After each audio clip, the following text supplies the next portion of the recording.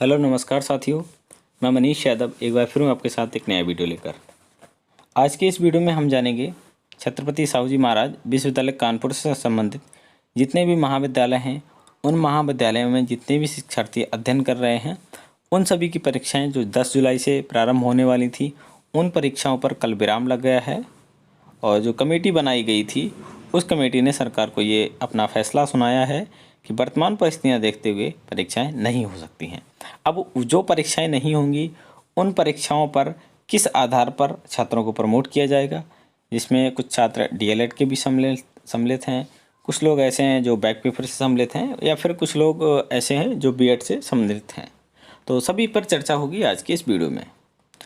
Video शुरू करने से पहले मैं आपसे कहना चाहूँगा कि यदि अभी तक आपने हमारे टेलीग्राम ग्रुप को नहीं ज्वाइन किया है तो टेलीग्राम ग्रुप को ज्वाइन ज़रूर कर लीजिएगा, क्योंकि टेलीग्राम ग्रुप में जैसे कोई छोटी सी जानकारी आती है या आपके प्रमोशन को लेकर बहुत सारे अभ्यर्थी वहाँ पहले से ही ऐड हैं जो आपस में ग्रुप डिस्कशन करते हैं कि किस तरीके से क्या हो सकता है, तो सारी चर्चाएं वहीं होती रहती हैं। यदि आप भी इंटरेस्टेड हैं चर्चा में भाग लेने के लिए तो आप टेलीग्राम ग्रुप को ज्वाइन ज़रूर कर लीजिएगा। लिंक आपको कमेंट बॉक्स में या डिस्क्रिप्शन बॉक्स में कहीं भी देखने को मिल जाएगा।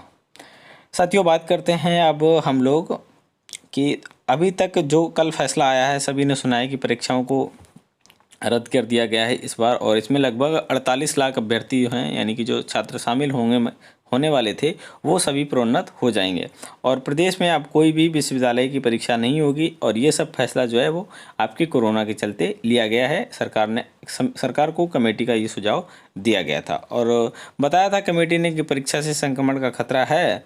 उन्होंने ऐसा कहा था कि महाविद्यालयों में परीक्षा सोशल डिस्टेंसिंग के माध्यम से करा पाना किसी भी स्थिति में संभव नहीं होगा और परीक्षाएं आयोजित करने के लिए शिक्षक और विद्यार्थियों में कोरोना का संक्रमण बढ़ सकता है, इसलिए इसको फैसला लिया गया है। अब सबसे बड़ी बात ये आती है कि इसकी ऑफिशियल खबर कब तक आएगी। तो देखिए, उप मुख्यमंत्री डॉक्टर दिनेश शर्मा जी ने बताया है कि विश्वविद्यालयों की परीक्षाओं की गठित समिति की रिपोर्ट पर 2 जुलाई को निर्णय लिया जाएगा। यानी कि हम केंद्र सरकार की 1 जुलाई को आने वाली अनलॉक 2 की गाइडलाइन का इंतजार कर रहे हैं। यानी कि इन्होंने ये बताया है कि यूजीसी ने अपनी कमेटी को ये आदेश दिया था, जो उसके अध्यक्ष हैं उनकी अध्यक्षता में कमेटी बनी है, उनमें उन्होंने ये बताया कि जो शैक्षणिक कैलेंडर है उसको परिवर्तित करना है और इसके बाद कोरोना में जो भी परीक्षाएं नहीं हो पाई हैं तो उनको किस फॉर्मूले पर प्रमोट करना है।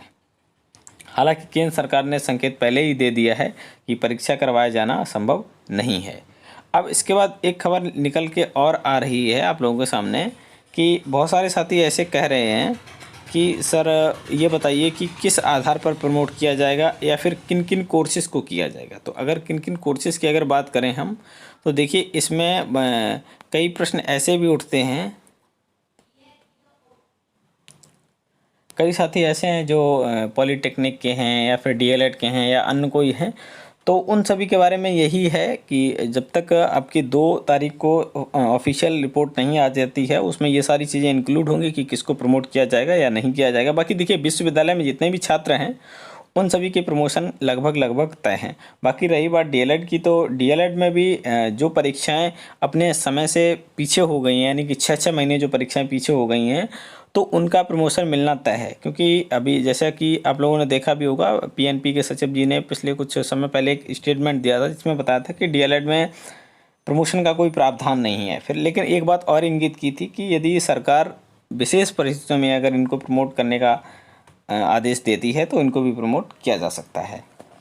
तो देखिए, प्रमोट करने की अगर विषय की बात की जाए तो प्रमोट उन सभी को किया जाएगा जिनकी परीक्षाएं नियमित समय से काफ़ी समय पीछे हो गई हैं, और पीछे तो हो ही गई हैं क्योंकि 3-4 महीने से जो परीक्षाएं डिले हैं, तो स्वाभाविक सी बात है। तो इसलिए हो सकता है कि पॉलिटेक्निक के छात्र भी, कल परसों भी मैंने एक वीडियो बनाया था उसमें इस चीज़ को साझा किया था कि पॉलिटेक्निक के छात्र भी इसमें सम्मिलित रह सकते हैं। बाकी इंजीनियरिंग के छात्र भी, क्योंकि आईआईटी जैसे संस्थान यदि प्रमोशन की बात कर रहे हैं तो फिर इन लोगों का प्रमोशन भी लगभग तय ही है। अब इसके बाद सबसे बड़ी बात ये निकल के आ रही है कि यदि प्रमोट किया भी जाएगा सभी को, तो उसका फॉर्मूला कैसे निकालेंगे। आप लोग सोच रहे होंगे कि 2 तारीख का इंतज़ार क्यों किया जा रहा है। 2 तारीख का इंतज़ार इसीलिए किया जा रहा है कि माननीय मुख्यमंत्री जी ने ये आदेश दिया है कि एक ऐसे फैसले, यानी कि एक ऐसे फॉर्मूले को ईजाद किया जाए जिससे किसी भी छात्र का नुकसान ना हो, सभी को लाभ हो सके। अब इसमें अगर प्रमोट करने पर यदि फॉर्मूले की बात करें तो 2 फॉर्मूले अभी तक निकल के आए हैं।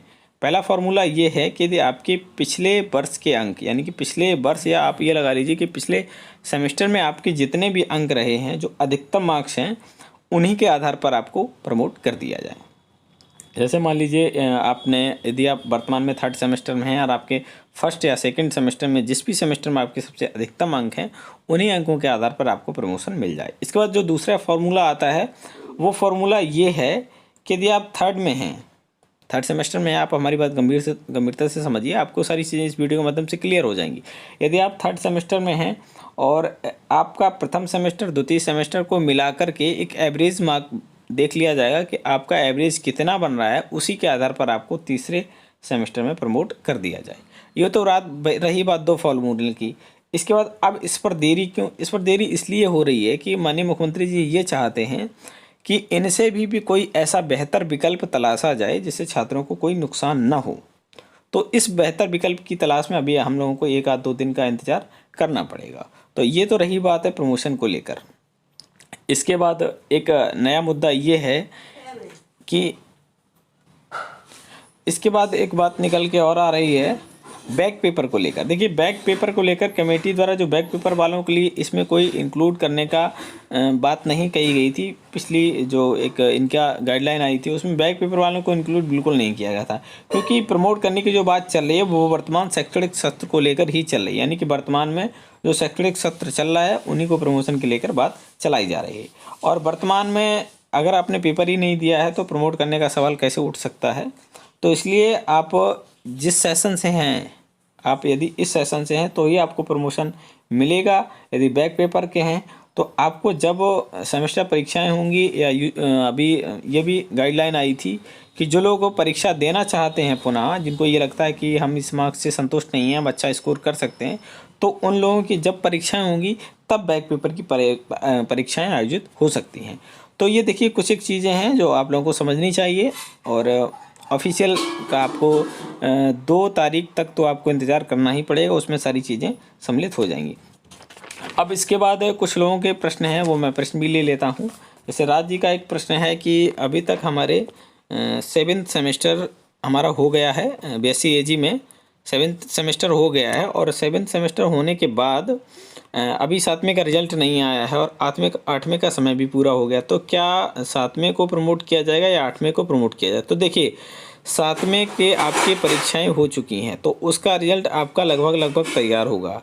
यदि आपके 8वें का समय पूरा हो रहा है, आपकी अवधि पूरी हो गई है, तो निश्चित तौर पर आपको 8वें में प्रमोट किया जाएगा। यदि आपके प्रैक्टिकल नहीं हुए तो प्रैक्टिकल में आपके जो पिछले सेमेस्टर के आधार पर, उन अंकों के आधार पर आपको प्रमोट कर दिया जाएगा।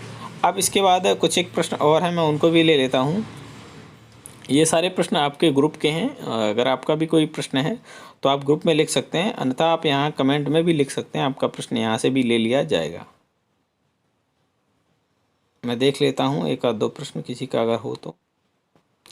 प्रश्न ये है कि सर बीएड में मौका मिलेगा या नहीं। देखिए, बीएड में अगर मौके की अगर बात करें, यदि आप बीएड फर्स्ट ईयर में हैं तो आपको भी प्रमोशन मिलेगा।